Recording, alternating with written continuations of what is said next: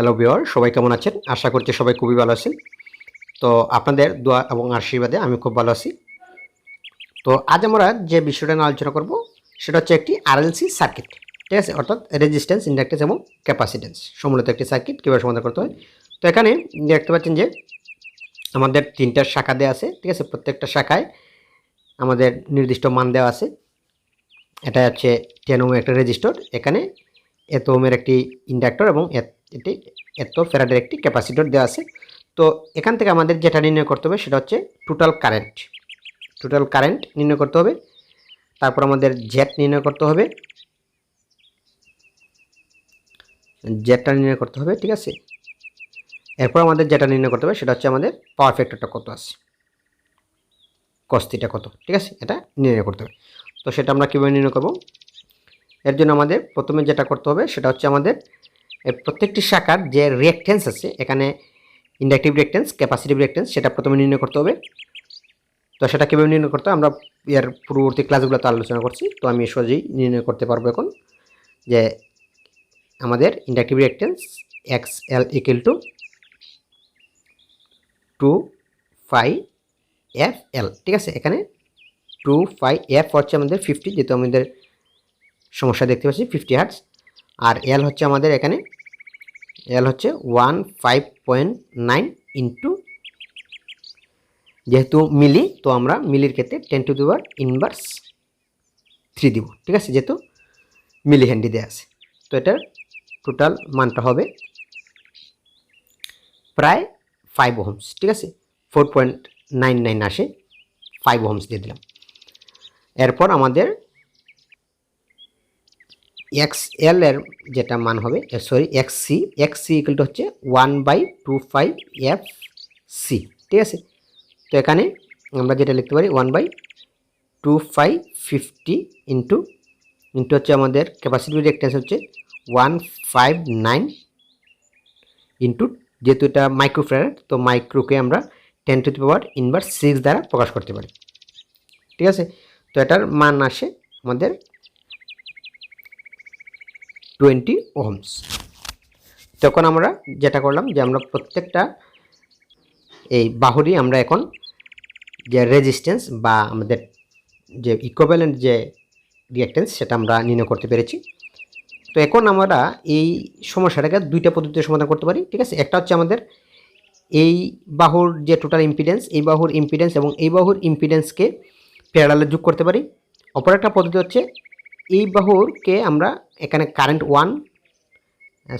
I2 এবং I3 নির্ণয়ের মাধ্যমে এটা টোটাল কারেন্ট নির্ণয় করতে পারি, ঠিক আছে? তো জেট কীভাবে নির্ণয় করতে, আচ্ছা আমি দুটোটাই দেখানোর চেষ্টা করি, ঠিক আছে? তারপর আমরা যেটা করব সেখানে আমরা প্রথমে কী করব যে যেটা ইম্পিডেন্স পদ্ধতিতে কীভাবে সমাধান করব সেটা দেখে নিই। ইম্পিডেন্সের জন্য আমরা কী করব, প্রথমে jet equal to Z1 parallel হবে Z2 প্যারালাল হবে Z3, ঠিক আছে? তো প্যারালালে আমরা যদি যোগ করতে হয় তো স্বাভাবিকভাবে যোগ করার জন্য 1/z equal to 1/z1 plus 1/z2 plus 1/z3, ঠিক আছে? তো এক্ষেত্রে আমাদের নিচে এই জায়গাটা একটু বলি, যেহেতু এটা প্রথম সমস্যা, এর পূর্বে এই ধরনের সমস্যা আলোচনা করা হয় নাই। তো আমাদের এখানে 1/z1 যে জায়গায়, z1 এর জায়গায় একটু লক্ষ্য করুন, এখানে শুধুমাত্র রেজিস্টার আছে, ঠিক আছে?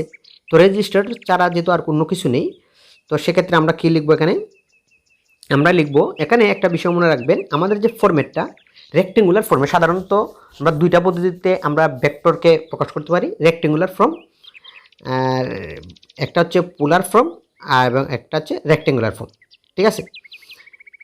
Rectangular form. তো আমরা সাধারণত মান যখন যেভাবে আমাদের ভালো লাগে আমরা সেভাবেই এটা উপস্থাপন করতে পারি। তো বাস্তব একটা সার্কিট থেকে কিন্তু বেশিরভাগ সময় আমরা রেক্টেঙ্গুলার ফর্মে যাওয়াটা খুবই সহজ, ঠিক আছে? তো এক্ষেত্রে এই যে ফর্মেটটা, এই ফর্মেটটা সব মনে রাখবেন, ঠিক আছে? তো এক্ষেত্রে আমাদের প্রথম সার্কিটে কী আছে, শুধুমাত্র রেজিস্টার। তো আমরা রেজিস্টারের মান বসাবো, রেজিস্টারের মান হচ্ছে 10 ওহমস, তারপর প্লাস দিলাম, জে দিলাম, ঠিক আছে? এগুলো তো কনস্ট্যান্ট। তারপর দেবো আমরা এক্স, অর্থাৎ রিঅ্যাকট্যান্স। তো এই জায়গায় প্রথম যে আমাদের বাহুটা, সেই বাহুতে কিন্তু রিঅ্যাকট্যান্স নাই। তো রিঅ্যাকট্যান্স যেহেতু নেই, তার মানে এখানে রিঅ্যাকট্যান্স শূন্য। বুঝতে পারছেন? তো এই শূন্য যখন এই অপারেটরের সাথে গুণ হবে তখন টোটাল অংশটাই শূন্য হয়ে যাবে। তো আমরা লিখতে পারি সোজা শুধু 1/10। ঠিক আছে, তারপর দিলে আমরা প্লাস। তো এরপর আমরা কি করব, আমাদের যে দ্বিতীয় যে বাহুটা আছে, এখানে আমি বিষয়টা একটু লিখে রাখি, আর প্লাস জে এক্স। ঠিক আছে, এরপর আমাদের যে Z2 এর ক্ষেত্রে একটু লক্ষ্য করুন, এখানে Z2 এর ক্ষেত্রে কি আছে, Z2 এর ক্ষেত্রে শুধুই আমাদের ইন্ডাক্টর আছে। ঠিক আছে, এখানে শুধুমাত্র ইন্ডাক্টর, এখানে রেজিস্টর কিংবা ক্যাপাসিটরের উপস্থিতি কিন্তু নেই। তো এক্ষেত্রে আমরা যেটা করব সেটা হচ্ছে, আমরা এখানে যেহেতু রেজিস্টর আমাদের নেই, তো রেজিস্টরের জায়গায় প্রথমে তো আর দিতে হবে, আর এর জায়গায় আমরা শূন্য দিব, রেজিস্ট্যান্স শূন্য, প্লাস যেহেতু এটি ইন্ডাকটিভ তাই আমরা প্লাস দেবো, ক্যাপাসিটিভ হলে মাইনাস দেবো। ঠিক আছে, তারপর যে এখানে এখন এক্স অর্থাৎ রিঅ্যাকট্যান্সের মান কত আমাদের 5। ঠিক আছে, এরপর হচ্ছে, তো এটা আমরা নির্ণয় করে ফেললাম। তো Z2 এর মান হবে আমাদের শুধুই J5। ঠিক আছে, প্লাস 1/Z3।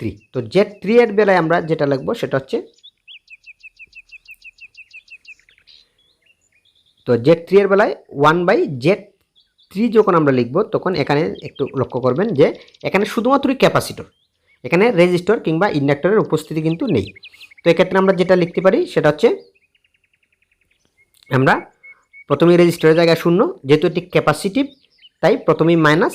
ঠিক আছে, তারপর জে, তারপর আমরা ক্যাপাসিটিভ রিঅ্যাকট্যান্সের মান হচ্ছে 20টা সরাসরি লিখে ফেললাম। ঠিক আছে, এখন তাহলে এই জায়গায় শুধু আমরা -J20 এতটুকু লিখব। তো এখন এটার টোটাল যে রেজিস্ট্যান্সটা আসবে, টোটাল যে রেজিস্ট্যান্সটা আসবে সেটা হবে 1/Z ইকুয়াল টু,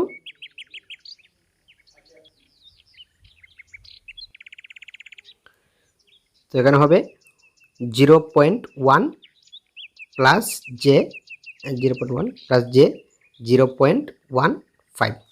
তো এখানে শুধু আমরা এখন যদি জে লিখি, শুধু জেড হলে এটার মান আমাদের ঘুরাতে হবে। ঠিক আছে, 1/, এটা লিখতে হবে।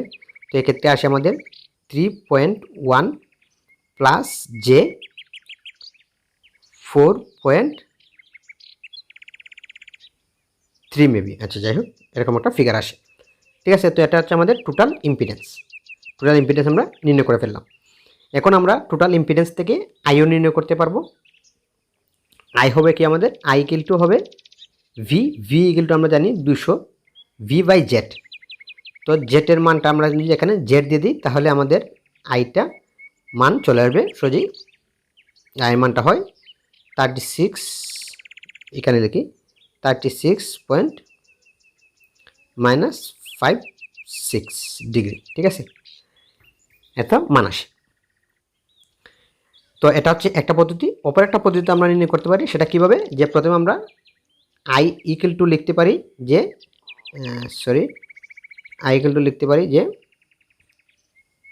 I1 plus I2 plus I3। ঠিক আছে, তো এরপর আমরা আই যেভাবে নির্ণয় করব, আই ইকুয়াল টু হচ্ছে V/Z1 প্লাস হবে V/Z2 প্লাস হবে V/Z3। ঠিক আছে, এভাবে আমরা আই নির্ণয় করতে পারি। তো এই ক্ষেত্রে আমরা যেটা করব, যেখানে এখানে আমরা লিখতে পারি I1, যেটা হবে I1 ইকুয়াল টু হচ্ছে ভি হচ্ছে আমাদের 200 ভোল্ট, আর জেড হচ্ছে I1 এর ক্ষেত্রে জেড হচ্ছে 10, তার মানে আমাদের কারেন্ট হচ্ছে 20। এর পরবর্তীতে আমাদের I2 যে জায়গায়, সেই বাহুতে ভি হচ্ছে আমাদের 200 জানি, যেহেতু প্যারালালে ভোল্টেজ সেম থাকবে। এরপর Z2 ইকুয়াল টু হচ্ছে আমাদের 5, তো এই জায়গায় হবে 40 অ্যাম্পিয়ার। ঠিক আছে, এর পরবর্তীতে যখন আমরা I3 নির্ণয় করব, I3 অর্থাৎ তৃতীয় বাহুতে আমাদের ভোল্টেজ হবে 200 ভোল্ট এবং রেজিস্ট্যান্স হবে বা ক্যাপাসিটিভ রিঅ্যাকট্যান্সটাই মূলত আমাদের টোটাল মোট বাধাটা, বাতা হবে 20 ইকুয়াল টু হবে 10। ঠিক আছে, তো আমরা তিনটা শাখার যেহেতু কারেন্ট নির্ণয় করছি, তো তিনটা শাখার যে ইকুইভ্যালেন্ট যে কারেন্টটা হবে সেটা হবে যে আই ইকুয়াল টু, এই জায়গায় আমি একটা জিনিস একটু ভুল বলছি, যে এখানে সরি,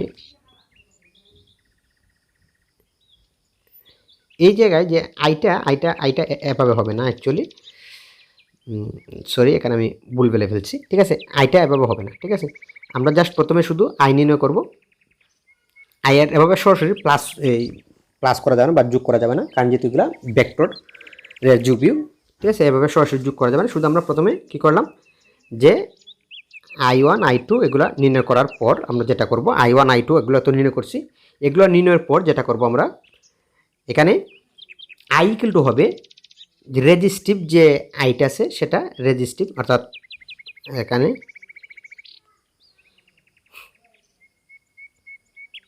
আই আর রেজিস্টিভ কারেন্ট প্লাস হবে যে অপারেটর, এখানে হবে ইন্ডাকটিভ কারেন্ট মাইনাস হবে আমাদের যে ক্যাপাসিটিভ কারেন্ট আছে, ক্যাপাসিটিভ কারেন্ট হচ্ছে আমাদের 10। ঠিক আছে, এইভাবে হবে এই ফরম্যাটে। ঠিক আছে, তো এখানে ছিল আমাদের 20 প্লাস যে 40 থেকে আমরা 10 মাইনাস দিয়ে দিই 30। ঠিক আছে, এইভাবে। তো এই ক্ষেত্রে আমাদের টোটাল যে কারেন্টটা হবে, টোটাল কারেন্টের মান হবে, আমরা টোটাল কারেন্টের মান যেহেতু আমরা এই যে পোলার ফর্ম থেকে কীভাবে রেক্টেঙ্গুলার ফর্মে যেতে হয় সেটা আমরা জানছিলাম। ঠিক আছে, তো এখানে যে আইটা হবে, টোটাল আই এর মানটা হবে আই ইকুয়াল টু হবে এখানে ইকুয়াল টু হবে √20 স্কোয়ার প্লাস 30 স্কোয়ার। ঠিক আছে, তো এটার মান আসে প্রায় 36 এম্পিয়ার। ঠিক আছে, এবং আমরা যদি এই কী করে থিটার মানটা যেভাবে নির্ণয় করছিলাম, যে রেক্টেঙ্গুলার থেকে কীভাবে পোলার ফর্মে যাব, থিটার মান নির্ণয়ের ক্ষেত্রে যেটা হবে 10 ইনভার্স হবে যেটা উলম্ব মান বাই হবে আমাদের রেজিস্টিভ মান। ঠিক আছে, 20 যে মানটা আসবে সেটা হচ্ছে আমাদের থিটার মান। তো এটা আপনারা ক্যালকুলেটরে করে দেখবেন এই মানটা কত আসে। ঠিক আছে, এরপর হচ্ছে এই যে মানটা আসবে সেটা হবে